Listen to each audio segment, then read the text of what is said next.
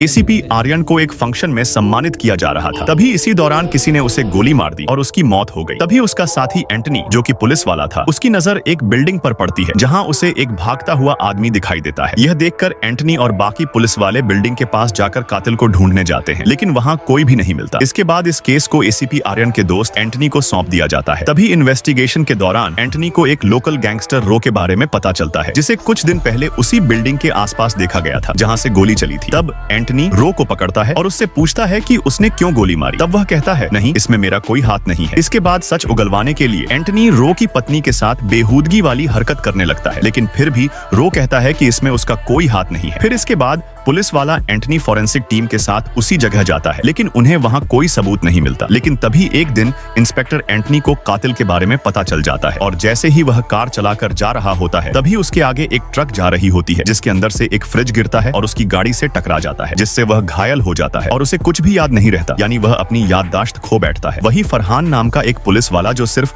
Commissioner ही नहीं था बल्कि एंटनी और आर्यन का पुराना और बहुत खास दोस्त भी था, वो एंटनी को बताता है कि तुम मुझे असली कातिल के बारे में बताने वाले थे कि किसने एसीपी आर्यन को मारा है। तभी तुम्हारी याददाश्त चली गई और तुम्हें कुछ याद नहीं रहा। अब इसके बाद इंस्पेक्टर एंटनी धीरे धीरे एक एक कड़ी को जोड़ने लगता है। तब असली कातिल के बारे में पता चलता है, जो कोई और नहीं, खुद ही अपने दोस्त का कातिल था। दरअसल इंस्पेक्टर एंटनी एक गे किस्म का पुलिस वाला था। एक दिन जब वह अपने पार्टनर के साथ इंटीमेट हो रहा था, तभी उसका पुलिस वाला दोस्त एसीपी आर्यन उसे देख लेता है। इस पर वह अपने दोस्त से कहता है, तुम क्या कर रहे हो, मैं तुम्हारी सच्चाई सबको बता दूंगा, और वहां से चला जाता है। तभी उसका गे पार्टनर भड़कता है और इंस्पेक्टर एंटनी से कहता है, कुछ करो वरना यह तुम्हारी सच्चाई सबके सामने खोल देगा, जिससे तुम्हारी बेइज्जती होगी, क्योंकि तुम एक पुलिस वाले हो। तब एंटनी अपने दोस्त आर्यन को मारने का प्लान बनाता है। वही आर्यन जब फंक्शन में स्पीच देने जाता है, तब इधर इंस्पेक्टर एंटनी एक बिल्डिंग में रिमोट गन इंस्टॉल कर देता है और अपने फोन से बटन दबाकर गोली चला देता है, जिससे उसके दोस्त की वही मौत हो जाती है। बाद में जब एंटनी केस की झूठी इन्वेस्टिगेशन करता है, तब वह आर्यन की गर्लफ्रेंड से मिलता है, जहां उसे एक वीडियो मिलता है जिसमें आर्यन फंक्शन से पहले दी जाने वाली अपनी स्पीच के बारे में कुछ कह रहा था, जिसे उसकी गर्लफ्रेंड ने रिकॉर्ड किया था। लेकिन उस वीडियो में कहीं भी